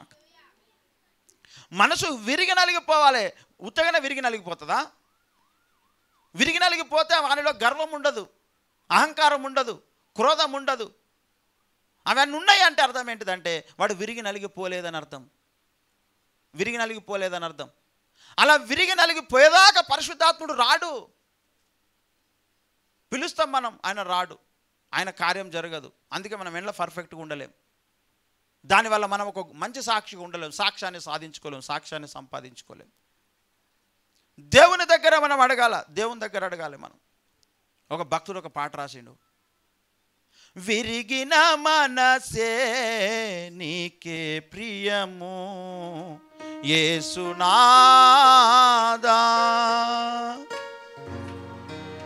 విరిగిన దానిని కోరదు లోకము, విరుగని చోని దృష్టిలో శూన్యం, విరిగిన దానిని కోరదు లోకము, విరిగిన దృష్టిలో శూన్యం. అలా యాకోబును విరిచిన దేవా, అలా యాకోబును విలిచిన దేవా, నల్లి ధరలో ఈ ధరలో విరిగిన మనసే నీకే ప్రియము యేసునాదా. హల్లెలూయా. ఈ భూమి మీద వర్షము రావాలంటే మేఘం విరిగిపోవాలట. మేఘం ఎప్పుడైతే విరిగిపోతుందో అప్పుడే భూమి మీదకి వర్షం వస్తుంది. నేను విరగా అంటే వర్షం వస్తుందా? రాదు. భూమి పగలకపోతే మొక్కలు రావు పైకి. ఏమండి, ఇందులోనే ఏమంటాడంటే విరిగిపోతే ఈ లోకము కోరుకోదు. విరిగింది నాకెందుకు అంటారు. ఎప్పుడైనా ఏదైనా కొనుక్కొని పోయినామనుకోండి, విరిగింది వద్దు, మంచిగా ఉన్నది కావాలి మనకు. దేవుడు ఏమంటున్నాడో తెలుసా, నాకు విరిగినోడే కావాలంటున్నాడు ఆయన. విరగకపోతే నాకు వద్దు అంటాడు దేవుడు. లోకమేమో విరిగితొద్దు అంటది, దేవుడేమో విరగకపోతే వద్దు అంటాడు. ఏమండి, అందుకే యాకోబును దేవుడు విరిచేశాడు ఎక్కడికక్కడ. వాళ్ళ మామ ఎన్నోసార్లు మాట మార్చాడు, అప్పుడు విరిగిపోయాడు యాకోబు. మోషే కూడా 40 ఏళ్ళు శూరుడుగా వీరుడుగా ఐగుప్తు దేశంలోనే ఉండి అక్కడి నుంచి పారిపోయాడు అరణ్యానికి, గొర్రెలను కాసుకుంటున్నాడు. ఆఖరికి ఆ గొర్రెలను కాసుకుంటున్న సమయంలోనే తను విరిగిపోయిన తర్వాత ఆయనలో ఉన్నటువంటి నేను చేయగలను, నా నుంచి అవుతుంది అనే ఆ స్వభావం అంతా వెళ్ళిపోయిన తర్వాత అప్పుడు దేవుడు పిలిచి హోరేబులో కనబడి, ఆ మండుచున్నటువంటి పొదలో కనబడి అప్పుడు దర్శించి మాట్లాడాడు. అట్లా భక్తులందరినీ కూడా దేవుడు ఏం చేశాడో తెలుసా, ముందు విరిచాడు. అందుకే యేసయ్య కూడా సిలువలో విరువబడ్డాడు కదా. యేసయ్య సిలువలో మన కొరకు విరువబడ్డాడు. రొట్టె విరచి ప్రార్థించి నిట్టూర్పు విడచి ఇది నా దేహం అప్పగించే ఆ రాత్రి చెప్పసాగే శిష్యులకు, చెప్పరాని దుఃఖముతో తప్పదు నాకి మరణమనేను. చెప్పరాని దుఃఖం యేసయ్యకు. దేవుడు ఆయనకి ఎందుకు ఏడుచుడు, ఆయనకు ఎందుకంటే ఏడుచుడు, ఆయన చెప్పరానంత దుఃఖం వచ్చింది. ఎందుకు ఎరికైనా మనుషులు మనమంతా నరకం వెళ్ళిపోతామని, మనలను తప్పించడానికి తండ్రి మాటను నెరవేర్చడం కొరకు ఆయన మొత్తం విరిగిపోయాడు, మొత్తం విరవబడ్డాడు. ఆయన విరవబడ్డాడు. తర్వాత మన దగ్గరున్న సార్ ఒక పాట పాడుతుండే, ఆయన సిలువలో ఆయన విరిగిపోయాడు అని. సిలువలో విరిగాడు అని మన దగ్గర ఒక సార్ ఉంటుండే, ప్రిన్సిపల్ సార్ రవీందర్ సార్ పాట పాడుతుండే, ఊరికే అదే పాట పాడుతున్నాను. గుర్తుందా మీకు? గొర్రె పిల్ల వలె ఆయన విరవబడ్డాడు అని చెప్పేసి ఒక పాట పాడుతుండే, జ్ఞాపకం వస్తుంది. యేసయ్య మన కొరకు విరువబడ్డాడు. ఆయన విరిస్తేనే మనకు ఆశీర్వాదం కదా. 5 రొట్టెలు 2 చేపలు విరిచినందుకే అంతమంది తిన్నారు. అక్కడ రొట్టెలు ఇరిస్తే ఎట్లయితే అంతమందికి ఆశీర్వాదం అయిందో, మోషేను విరిచినందుకు ఇశ్రాయేలులకు ఎట్లా ఆశీర్వాదమైందో, యేసయ్యను విరిస్తే ఈ లోకానికి విశ్వానికి ఎట్లా ఆశీర్వాదమైందో, ఇప్పుడు మన దగ్గరకు వస్తే మనలను విరవకుండా మాంతాడు ఆయన. విరుస్తాడా? ఇప్పుడు విరవకుండా మాంతాడు ఆయన, మనలను కూడా విరుస్తాడు ఆయన. ఎంతగా విరుస్తాడో తెలుసా? పిండిని రొట్టె చేయాలంటే దేవుడు ఒక సిస్టమ్ పెట్టిండు. పిండిని డైరెక్ట్గా తీసుకొచ్చి రొట్టె చేయనీకి రాదు. దాంట్లో నూనె పోసి బాగా పిసకాలి. దాన్ని పిసుకుతే ఏమవుతుంది అరికేనా? నీళ్ళు పోసి, అదే నీళ్ళు పోసి పిసకాలి. ఉత్తా పిసికితే ఏం ప్రయోజనం లేదు. నీళ్ళు పోసి పిసుకుతే ఏమవుతుంది అంటే అది సాఫ్ట్నెస్ వస్తుంది, దానికి స్మూత్ అవుతుంది అనమాట. నీళ్ళు పోసి పిసుకుతే కదా. అది ఎప్పుడైతే దాంట్లో ఉన్న గరుకుతనం పోతుందో, పిండిలో ఉన్న గరుకుతనం, ఆ గరుకుతనం పోయింది అనుకున్న తర్వాతనే దాన్ని రొట్టె చేస్తే నున్నగా వస్తుంది రొట్టె. అది రొట్టెగా మారాలి అని అంటే ముందు అది నున్నగా కావాలి. అది నున్నగా కావాలంటే అందులో నీళ్లు పోసి పిసకాలి. అందుకే ఒక మనిషిని దేవుడు ఏం చేస్తున్నాడు అంటే వాక్యం అనే నీళ్లు పోసి పిసుకుతున్నాడు. పిసికి ఏం చేస్తున్నాడంటే ముందు సాఫ్ట్గా చేస్తున్నాడు అనమాట. సాఫ్ట్గా అయినము అనుకున్న తర్వాత మనలను ఇతరులకు భోజనముగా సిద్ధపరుస్తాడు ఆయన. దేవునికి మహిమ కలుగునుగాక.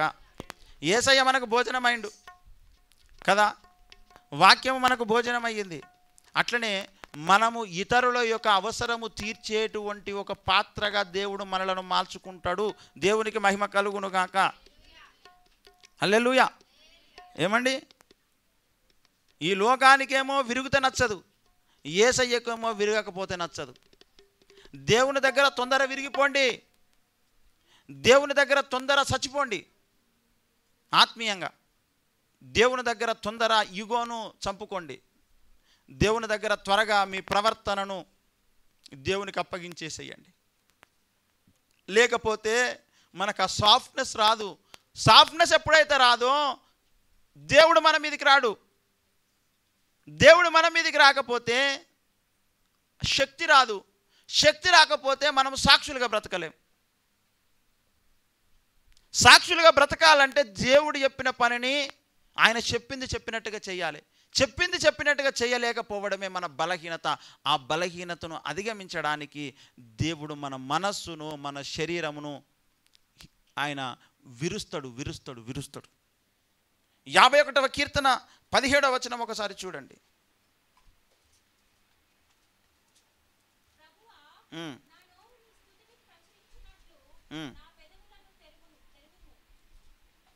51:17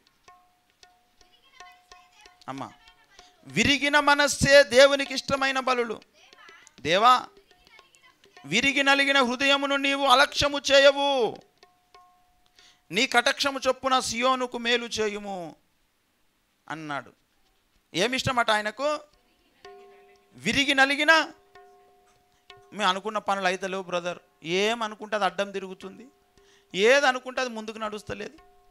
దేవుని నమ్ముకున్నాక మంచిగా అయితే అనుకుంటే ఇప్పుడు కూడా మంచిగా అయితే లేదని కొంతమంది బాధపడతారు. బయటకు అనకపోయినా ఏది కలిసి వస్తలేదు, ఏది ముందుకు పోతలేదు. గదొక్కటైతే అయిపోవు, మంచిగా ఉంటుండే, గదొక్కటైతే లేదు. ఇలా కొన్ని అడ్డు తలుగుతుంటాయి మనకు అందరికీ. ఎందుకు ఎరికేనా? ఇంకా కొంచెం నువ్వు కఠినంగా ఉన్నట్టున్నావు, ఇంకా కొంచెం సాఫ్ట్నెస్ రానట్టున్నది, ఇంకా కొంచెం నువ్వు ఇంకా సాఫ్ట్గా మారిపోవాల్సిన అవసరం ఉన్నదేమో. అందుకే ఏం జరుగుతుంది ఎరికైనా? దేవుడు నిన్ను ఒక పని కొరకు పెట్టిండు. అది కుటుంబంలోనైనా, ఉద్యోగంలోనైనా, అది వ్యవహారంలోనైనా, లోకంలోనైనా, మందిరంలోనైనా, ప్రతిదీ ఒక్కొక్కరికి ఒక్కొక్క బాధ్యత ఉంటుందండి. మందిరంలో కొన్ని బాధ్యతలు ఉంటాయి, ఇంట్లో కొన్ని బాధ్యతలు ఉంటాయి, ఆఫీసులో కొన్ని బాధ్యతలు ఉంటాయి. అది ఏదైనా దేవుని చిత్తం చొప్పున చేయాలంటే దేవుడే శక్తినివ్వాలి. అందుకే ఏమన్నాడు యోహాను సువార్త 15వ అధ్యాయం 5వ వచనంలో ఏమన్నాడు తెలుసా? ఆయన నాకు వేరుగా ఉండి మీరేమి చేయలేరు అన్నాడు. మీరు ఉద్యోగం చేయలేరు, కుటుంబాన్ని నడపలేరు, సంఘంలో కూడా మీరు ఒక సరైన సభ్యులుగా ఉండలేరు, మీరేమి చేయలేరు. నాకు వేరుగా ఉంటే మీరేమి చేయలేరు ఈ లోకంలో అంటున్నాడు. ఏమండి? అందుకే దేవునికి వేరుగా ఉండొద్దు. మరి ఆయనతో ఉంటే ఆయన మొట్టమొదట చేసే పని ఏంటిదంటే ఎక్కడికక్కడ కీలు ఇరిచేస్తాడు. ముందు ఆయన మనస్సును మొత్తం చచ్చిపోయేటట్టు చేస్తాడు. మనసు చంపుకొని చేయాల్సి వస్తుంది అంటారు చూసిరా. నీ అభిప్రాయం అనేది మొత్తం నీరుగారిపోతుంది. నీ అభిప్రాయం అనేది ఏముండదు అక్కడ. అంతగా విరిచి విరిచి విరిచి విరిచి విరిచి విరిచి విరిచి మొత్తం విరిగిపోయిన, ఇక చచ్చిపోయిన స్థితిలోనికి ఇంకేమున్నది నా జీవితంలో, ఇక ప్రభు నువ్వు ఎట్లా చెప్తా గట్లని అనే స్థితి ఎప్పుడైతే వస్తుందో అప్పుడు మనకు దేవుడు శక్తినిస్తాడు. దేవునికి మహిమ కలుగునుగా. అప్పటి వరకు మన బలం మీద మనం ఆధారపడతాం. ఒక ఆయన వాడిండు, బలమును నమ్ముకొని భంగపడ్డాను, ధనమును నమ్ముకొని దగాపడ్డాను, శక్తిమంతుడా నా సహాయకుడవని నీ వెంట వచ్చాను.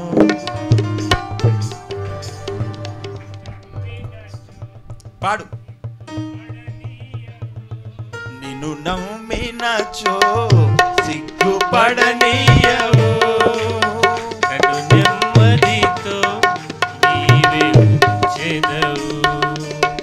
ఆపత్కాలమున నమ్ముకొనదగిన, ఆపత్కాలమున నమ్ముకొనదగిన యేసు నీవే ఆధారము, యేసు నీవే నా శరణము, యేసు నీవే ఆధారము, యేసు నీవే నా ప్రాణము.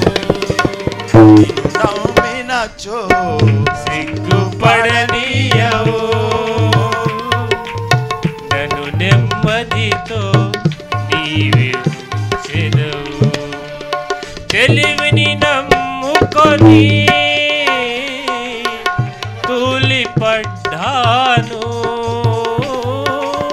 బుద్ధిని జ్ఞానముని దానమని నీ చెంతకు చేరాను. శక్తిమంతుడా నా కోటవని నీ చెంతకు చేరాను. శక్తిమంతుడా నా కోటవని నీ చెంతకు చేరాను. యేసు నీవే ఆధారము, యేసు నీవే నా ప్రాణము.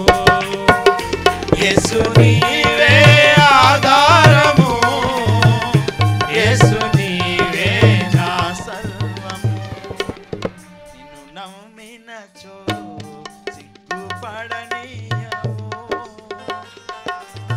నన్ను నెమ్మదితో నీవే ఉంచెదవు. హల్లెలూయా. ఎందుకు దేవుడు ఇట్లా చేస్తాడు? ఎందుకు అడిగింది దేవుడు ఇయ్యడు? ఎందుకు దేవుడు అనుకున్నదంతా అయితలేదు? ఈ డౌట్ ఉన్నదా మీకు ఎవరికన్నా? ఎందుకు అనుకున్న పని అయితలేదు, అనుకున్నట్టు జరుగుతలేదు? ఎందుకు అనుకుంటాం మనం? ఎందుకు అంటే మనలను విరిచే కార్యక్రమం అయిపోలే, మనం నలిగే కార్యక్రమం అయిపోలేదు. మొత్తం శుతిమెత్తగా మారేంత వరకు దేవుడు తన పని కొరకు మనలను వాడుకోలేడు. మనం ఒక గొప్ప సాక్షులముగా ఉండలేము. ప్రియులారా, మనం అనుకున్న పని జరగకపోతే ఏమవుతుంది చెప్పండి? మనసు ఇరిగిపోతుంది, శరీరం బలహీనమైపోతుంది, గుండె నిబ్బరం తగ్గుతుంది, ధైర్యం తక్కువైపోతుంది అనుకున్న పని జరగకపోతే. కాదా? నేను ఉద్యోగం చేసినప్పుడు సంగారెడ్డిలో మా ఆఫీస్ ఉంటుండే, అక్కడ డిఈ ఉంటుండే. ఆయన దగ్గరికి మేము ప్రాజెక్టు పట్టుకొని వచ్చేటోళ్ళం. ప్రాజెక్ట్ వర్క్ ఫైనల్ చేయాలంటే ఆయననే సిగ్నేచర్ చేయాలి ఫైల్ మీద. అక్కడ తీసుకొని వస్తే మేము రాత్రి పగలు కష్టపడి తీసుకొని వస్తే ఆయన సింపుల్గా ఇక్కడ ఒక టేబుల్ సరిగ్గా లేదు అని పంపించేటోడు. సిద్దిపేట రావాలంటే ఎన్ని గంటలు ప్రయాణం చేయాలి? 5 గంటలు ప్రయాణం చేసి రావాలి సిద్దిపేట నుంచి. అప్పుడు ఎక్స్ప్రెస్ ఉంటుంటుంది, లేకపోతే లేదు, పల్లెకు వెలుగుకు రావాలి. ఇట్లుండేది పరిస్థితి. సింపుల్గా ఈ టేబుల్ సరిగ్గా లేదని ఒకటే మళ్ళీ ఎదురు చెప్పొద్దు ఆయనకి, ఇక ఇది సరిగ్గా లేదు చేసుకొని రాపో అంటే పోయి రావాలి. మళ్ళా ఇక్కడ ఒక పదం కరెక్ట్ లేదు అంటే అప్పుడు కంప్యూటర్లో ప్రింట్ చేసుకొని దాన్ని స్పైరల్ బైండింగ్ చేసి ఆ స్పైరల్ బైండింగ్లో పేపర్లు పెట్టుకొని దాన్ని వచ్చి చూపెట్టాలి. అందులో ఒక 150 పేజీలు ఉండేటి. ఆ 150 పేజీలల్లో ఒక్క పేపర్లో ఒక్క పదం కరెక్ట్ లేకపోతే ఆ పేపర్ తీసేయాలి. ఆ పేపర్ తీసేస్తే మళ్ళీ ఏం చేయాలి? అవి ఏడబడితే ఆడ దొరకాయి. స్పైరల్ బైండింగ్లు అన్ని దగ్గర దొరకాయి, జిరాక్స్ ప్రింటింగ్లు అన్ని దగ్గరలో దొరకాయి. మళ్ళీ అది పోవాలి, అక్కడ ఆ పదం మార్చాలి, ప్రింట్ చేసుకోవాలి, స్పైరల్ బైండింగ్ చేయించాలి, మళ్ళీ దాన్ని అందులో పెట్టుకోవాలి, మళ్ళీ దాన్ని తీసుకొని రావాలి. అలా తీసుకొని రావాలంటే సంగారెడ్డిలో దొరకదు అది, మళ్ళీ మా ఊరికే పోవాలి. అట్లా ఆయన ఒక 10-15 సార్లు తిప్పిండు. 10-15 సార్లు తిప్పిండు, ఒక్కసారి కాదు. కష్టపడి వస్తే ఈసారికి కొన్నిసార్లు తీసుకొని వాడుంటే సింపుల్గా పొద్దుగాల పోయి 10 గంటలకు టైంకి పోవాలి. మళ్ళీ 10 గంటలకు పోయి ఆడ కూర్చోవాలి ఆయన ఆఫీస్ ముందు. ఆయన లోపలికి పోయిండు మా ముందటనే. ఆయన దగ్గరికి ఎవరెవరు ఆఫీసర్స్ వచ్చిర్రు, స్పెషల్గా ఆయన కొన్ని ఫోన్ కాల్స్ వస్తే మాట్లాడి 5 అయింది సాయంత్రం. అయిన తర్వాత అప్పుడు 5 గంటలకు బాబు ఈరోజు నాకు కొంచెం బిజీ షెడ్యూల్ ఉంది, అది ఫైల్ చూడడం నాకు కుదరలేదు, నెక్స్ట్ వచ్చేసి ఎల్లుండి రాపు. ఇంకంతే. 10 గంటల నుంచి కూర్చుంటా నేను. 5 అవుతుంది, 4 గంటలకు బస్సు పోయింది ఆల్రెడీ. చూస్తే ఫైనల్ అవుతుందేమో చూసిపోదామని చెప్పేసి ఆగితే ఆ పదం మార్చుకొని వచ్చిన సార్ అంటే, సరే బాబు సరే ఓకే, నాకు కొంచెం టైం లేదు, చాలా బిజీగా ఉంది సార్, ఫోన్ వచ్చింది నాకు, సీఎం గారు ఫోన్ చేశారు, పోతున్నా అని. బాయ్ మరి ఆ ముచ్చట పొద్దుగాలనే చెప్పొచ్చు కదా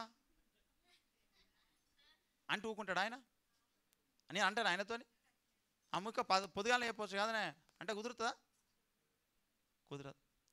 15 సార్లు మర్చిపోయినట్లు నేను. అప్పుడు ఎట్లుంటుంది నా పరిస్థితి ఒకసారి ఆలోచించు.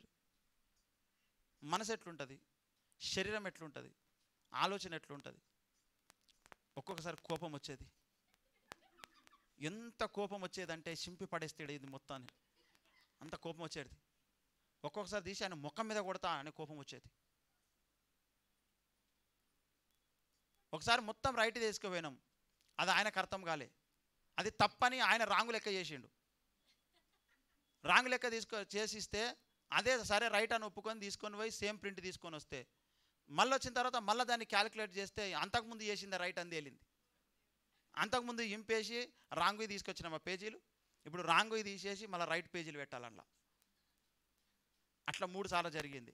ఎందుకంటే ఆయనకు కంప్యూటర్ మీద అవగాహన లేదు, ఆయనకు లెక్కలు రావు. చెప్పితే ఒప్పుకోడు, నీకు రాదు సార్ నువ్వు తెలుసుకో అంటే ఆయన ఒప్పుకోడు.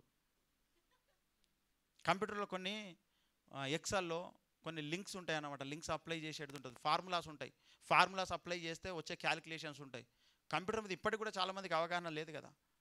10 ఏళ్ళ కింద ఎట్లుంటుంది, అప్పుడు కూడా చాలామందికి అవగాహన లేదు. ఆయన డిఈ ఎక్సెల్ గురించి ఆయన తెలియదు, నాకు ఎరక, నేను చెప్తేనేమో అది తప్పు అంటాడు. అట్లా 3 సార్లు మరలా కొట్టిండు. ఎంత కోపం వస్తుంది? కోపం రాదా? అట్లా ఎన్నో సందర్భాలలో నేను నలిగిపోయి ఉన్నా. నేను ఎవరికన్నా ఏమన్నా కొంచెం ఓపిక వస్తుందంటే ఇట్లా నలిగిపోతేనే వస్తుంది. నలిగిపోతే దేవుడు అట్లా నలుపుతాడు, ప్రతి సందర్భాన్ని వాడుకొని నలుపుతాడు దేవుడు. అర్థమైందా? మోషే అంత గొప్ప సాక్షి ఎట్లా అయ్యిండు అయ్యా అంటే 40 ఏళ్ళు నలిగిపోయిండు అరణ్యంలో గొర్రెలను కాసుకుంటా. మోషే సకల విద్య పారంగతుడు. చదువుకొని గొర్రె ఎట్లా కాస్తాడు ఆయన? చదువుకున్నాడు గొర్రె కాస్తాడు, ఈనాడు కాయమంట కాస్తాడు ఎవరన్నా? శుతిమెత్తగా అవుతారు. అట్లా చేస్తాడు దేవుడు. అంటే ఆయనకున్నటువంటి సామర్థ్యానికి అతడు శుతిమెత్తగా కావడానికి 40 ఏళ్ళు పట్టింది ఆయన. ఇక అంతా అయిపోయింది కథ. ఇక దేవుడు వాడుకొని లేకపోతే లేదా అని సాలించుకున్నాక ఆ మోషే ఇప్పుడు రాయిగా నువ్వు అని పిలుస్తున్నాడు. అంటే అవందాక ఏం జరిగింది ఎరికేనా? నేను చెయ్యగలను అనుకునే స్థితి నుంచి ఇక నా నుంచి ఏం కాదు, ఇక అంత ఆయన ఇష్టం అనుకునే స్థితికి తీసుకొస్తాడు దేవుడు. తీసుకొచ్చి అప్పుడు వాడుకున్నాడు. అవందాకా నీకు జరుగుతూనే ఉంటుంది ఈ కార్యక్రమం. అందరికంతే, ఎవరిని వదిలిపెట్టాడు ఆయన, ఎవరిని వదిలిపెట్టాడు. ఏమండి? అందుకే యేసయ్య కూడా ఇది అనుభవించాడు. సిలువలో ఆయన బలి అయిపోయి మన కొరకు తన శరీర రక్తాలను అనుగ్రహించాడు. ఇప్పుడు మనం అందరం ఒక పాట పాడతాం, ఈరోజు కూడా వాడినాం మనం ఆరాధనలో, యేసులాగా ఉండాలని, యేసులాగా మారాలని, ఇదే మన ఆశ కదా. యేసులాగా కావడం అంటే అంత ఆశమాష అనుకుంటారా మీరు? ఆయన లెక్కనే మనము శ్రమ పడాల్సి వస్తుంది. ఇప్పుడు శ్రమల దినాలు నడుస్తున్నాయి క్రైస్తవ మతస్థులకు. శ్రమల దినాలు క్రైస్తవులకు 365 దినాలు శ్రమల దినాలే. క్రైస్తవ మతస్థులకు 40 రోజులు శ్రమల దినాలు. మనం మతస్థులం కావద్దు, క్రైస్తవులం కావాలి. ఎందుకంటే మనం ఎక్కువ రోజులు భరించాలి శ్రమల దినాలు. ఈ శ్రమల దినాలు ఏం చేస్తాయంటే మనిషిని శృతిమెత్తగా చేస్తాయి అన్నమాట. అందుకే పౌలుకు కూడా అన్ని శ్రమలు, ఈ అవమానాలు, అనుకున్న పనులు జరగకపోవడం వల్ల ఏమైపోతుందంటే మనలో ఉన్న గర్వం కరిగిపోతుంది, అహంకారం కరిగిపోతుంది, మనలో ఉన్నటువంటి స్వ అభిప్రాయం చచ్చిపోతుంది అన్నట్టు. నేను అనుకున్నది ఏం జరుగుతుంది, ఒక 100 విషయాలు కాలేదు మీరు అనుకున్నదట్టు, ఇంకా మీకు సొంత అభిప్రాయం ఉంటుంది. ఇక నేను అనుకున్నది ఏం జరగలేదు, 100 సార్లు అయిపోయా, సొంత అభిప్రాయం మీద పోతుంది అన్నమాట. అది పోయినప్పుడు దేవుడు తన శక్తిని ఇవ్వడం మొదలు పెడతాడు. లేదు నీకు ఉన్నప్పుడే శక్తిని ఇస్తే ఏమవుతుందంటే అనవసరంగా ఖర్చు చేసేస్తావు దాన్ని. దేవుని చిత్తం జరగదన్నమాట ఆయన శక్తిని ఇస్తే. అందుకే ఇయ్యడు ఆయన. ఇప్పుడు పిల్లలకు డబ్బులు ఇస్తామా, 1 లక్ష రూపాయలు ఇయ్యం. అట్లనే దేవుడు మనకు, ఆయన మస్తు ధనవంతుడు. ఒక మాట అంటే భూమి ఆకాశాలైన వెండి బంగారాలకు కలిగినాయి కదా, ఆయన ఏమైనా చేయగలడు. కానీ చెయ్యడు. ఎందుకు చేయడంటే మనల్ని కరగొట్టడానికి చేయడు, మనలను విరవడానికి చేయడు. విరుస్తాడు అన్నమాట. ఆయన మనలను విరుస్తున్నాడు. అలా విరిచినప్పుడు ఏం జరుగుతుందంటే మనలో సాఫ్ట్నెస్ వస్తుంది, సాత్వికం వస్తుంది. అందుకే మోషే సాత్వికుడు అన్నాడు, యేసయ్య కూడా సాత్వికుడు అయ్యాడు. దేవునికి మహిమ కలుగును గాక. హల్లెలూయా. గనుక ఆ సాఫ్ట్నెస్ మనలోనికి రావడానికే దేవుడు కొన్ని అనుకున్నవి మన జీవితములలో జరగకుండా ఆయన కొన్ని పోస్ట్ పోన్ చేస్తుంటాడు అన్నమాట. పోస్ట్ పోన్ చేస్తూ ఉంటాడు. అందుకే సాధ్యమైనంత తొందర మనం సాఫ్ట్ కావడానికి ఇష్టపడాలి. సాధ్యం తొందర సాఫ్ట్ కావాలి. నువ్వు సాఫ్ట్ కాకపోతే, నువ్వు సాఫ్ట్ అయ్యేదాకా నీ ఏజ్ ఎంతనన్నా కానీ దేవునికి మస్తు ఓపిక ఉంది, నీకు ఉండాలి ఓపిక. దేవుడు మస్తు ఓపిక, ఆయనకి చచ్చిపోయిండు, తిరిగి లేచిండు, అయిపోయాయి. ఆయన మళ్ళీ చచ్చిపోయేది లేదు. ఆయన ఓపిక పడతాడు. నువ్వు ముసలోని మీద ఓపిక పడతాడు నీకు సాఫ్ట్నెస్ రాకపోతే. కానీ నీ కాలమే అయిపోతుంది, నీ టైం అయిపోతుంది. అందుకే ఆ సాఫ్ట్నెస్ తొందర తెచ్చుకోవాలి. అందుకే తొందర విరిగిపోవాలి, తొందర నలిగిపోవాలి, తొందర ఆ మెచ్యూరిటీ తెచ్చుకోవాలి. ఏదేమన్నా కానీ నేను దేవునికి లోపడాలి, దేవుడు చెప్పినట్టు చేయాలి. ఇప్పుడు ప్రత్యక్ష గుడారంలో ఆవరణము, పరిశుద్ధ స్థలం, అతి పరిశుద్ధ స్థలంలో అన్ని ఉపకరణాలు ఉన్నాయి కదా. అన్ని ఉపకరణాలల్లా ఇట్లా అద్దు ప్రభా ఇట్లా చేస్తే బాగుంటుందని చెప్పనీకి మోషేకి ఒక్కసారి కూడా ఐడియా రాలేదంటారా? బలిపీఠం దగ్గర కానీ, గంగాలం దగ్గర కానీ, సన్నిధి రొట్టెల బల్ల దగ్గర కానీ, దీపస్తంభం దగ్గర కానీ, ధూపవేదిక దగ్గర కానీ, కరుణాపీఠం దగ్గర కానీ, మందసం దగ్గర కానీ, ఆ డేరా, ఆ ప్రత్యక్ష గుడారం టెంట్ దగ్గర కానీ ఇట్లా వద్దు ప్రభా ఇట్లా చేస్తే బాగుంటుందని ఐడియా రాకపోయి ఉంటుందా మోషేకు? అట్లా చేస్తున్న సందర్భంలో వచ్చే ఉంటుంది. మరి చెప్పిండా? ఎందుకు చెప్పలేదు? ఆయన ఏమన్నంటే నేను చెప్పినట్టు చేయను, నేను చెప్పినట్టు నువ్వు చెయ్యి అని చెప్పాడు. అందుకొరకు మోషే దేవుని దగ్గర గొప్ప సాక్షి అయ్యాడు. దేవునికి మహిమ కలుగునుగాక.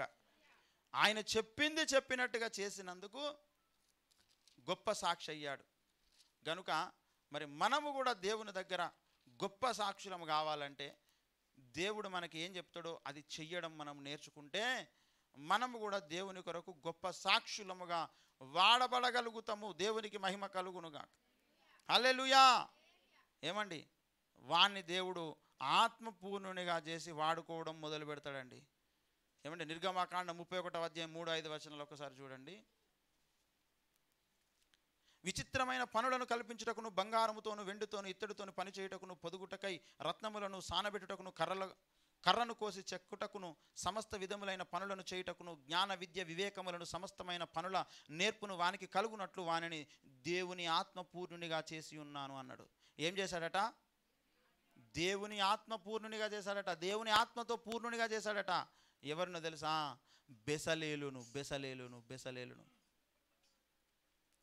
ఏమండి, ఆత్మపూర్ణునిగా చేసి దేవుడు వాడుకుంటాడు. నువ్వు ఏ పని చేయి, రత్నములను పలుకుతావా, చెక్కడ పని చేస్తావా, చెక్క పని చేస్తావా, జ్ఞాన విద్యతోని నువ్వు వివేకము కలిగి ఏ పని చేసినా సమస్తమైన పనులను నీకు నేర్పి దేవుడు ఆ పనిలో నిన్ను రాటుదేలా చేస్తాడు, గొప్ప సాక్షిగా నిలబెట్టుకుంటాడు.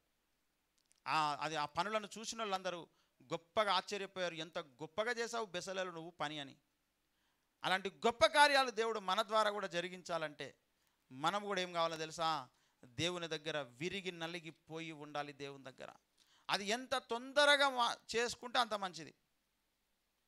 ఏమండి, దేవుని దగ్గర ఎంత తొందరగా మనం నలిగిపోతే అంత మంచిది. ఎంత తొందరగా మన స్వాభిప్రాయం చంపుకుంటే అంత మంచిది. ఎంత తొందరగా మన ప్రవర్తనను మనం దిద్దుకుంటే అంత మంచిది. మనం దేవునికి అప్పుడు సాక్షులుగా ఉపయోగపడతాం. కనుక దేవుని దగ్గర మనం అందరము కూడా, దేవా నన్ను నువ్వు ఒక గొప్ప సాక్షిగా నువ్వు నిలబెట్టుకో. మోషే నీ దగ్గర ఏది చూశాడో, ఏం చేయమంటే అట్లనే చేశాడు కదా. నేను కూడా నువ్వు నాకు ఏదైతే చెప్తున్నావో అట్లనే చేసేటువంటి సామర్థ్యం నాకు కూడా దయచేయి. నన్ను కూడా ఒక గొప్ప సాక్షిగా నిలబెట్టు ఈ లోకంలో అని దేవుని దగ్గర మనం అందరం కూడా ప్రార్థించుకుందాం. అట్టి కృప దేవుడు అనుగ్రహించునుగాక. రండి ప్రార్థన చేద్దాం. కృపగల దేవ, దయగలిగిన రాజా, వందనాలు తండ్రి. నాయనా, మోషేకు నువ్వు నాయన సీనాయి కొండ మీద ఏ విధముగా అయితే నా తండ్రి నువ్వు ఆయనకు నీ మందిరాన్ని చూపెట్టావు, ఆ పోలికగానే చేయమన్నావు, అదే విధంగా మోసే చేశాడు. అదేవిధంగా మేమును చేయనట్లుగా మాకు అట్టి సాక్ష్యం దయచేయండి. అలాంటి లోబడే తత్వం తెచ్చేయండి. ఆ విధంగా మమ్మల్ని విరవండి తండ్రి. మీరే సహాయం చేయమని వేడుకుంటున్నాం. కృప చూపండి, నడిపించి వాడుకొని మహిమ పొందమని వేడుకుంటున్నాం. కృపాసత్య సంపూర్ణ జీవము కలిగిన దేవ, జీవాధిపతి, మీకు వందనాలు స్తోత్రాలు చెల్లిస్తున్నాం. అయ్యా, ఇంకా ఎవరు విరగలేదో వారిని విరవండి. ఎవరి మనసు విరగలేదో ఆ మనసుని విరవండి. ఎవరి మనసు అయితే సంపూర్ణంగా విరిగిపోయిందో వారిని ఆత్మపూర్ణులుగా చేయండి. దేవుని ఆత్మపూర్ణులుగా చేయండి. అయ్యా, వారిని సమస్త విషయములలో, సమస్త పనులలో వాడుకోండి. వారికి గొప్ప సాక్ష్యాన్ని, గొప్ప ఆశీర్వాదాన్ని దయచేయండి. మీరే బలపరిచి దీవించి వాడుకొని మహిమ, ఘనత, ప్రభావాలు మీరే పొందుకొని మన లెక్కలేని స్తోత్రాలు చెల్లిస్తున్నాం. కృపగా అప్పగించుకుంటే యేసునామములో ప్రార్థించి పరమ తండ్రి. ఆమె తండ్రిని దేవుని ప్రేమకు మనకి కృష్ణ పరిశుద్ధాత్మకరణ సావాసం ఇక్కడ మనకు భూలోకం సకల భక్త కొడికి తోడయండి. యేసు వచ్చేంత వరకు, మనం ఈ లోకంత వరకు దేవుని కృపా కాపుదల సంరక్షణ నిరంతరం తోడైండును గాక. ఆమేన్.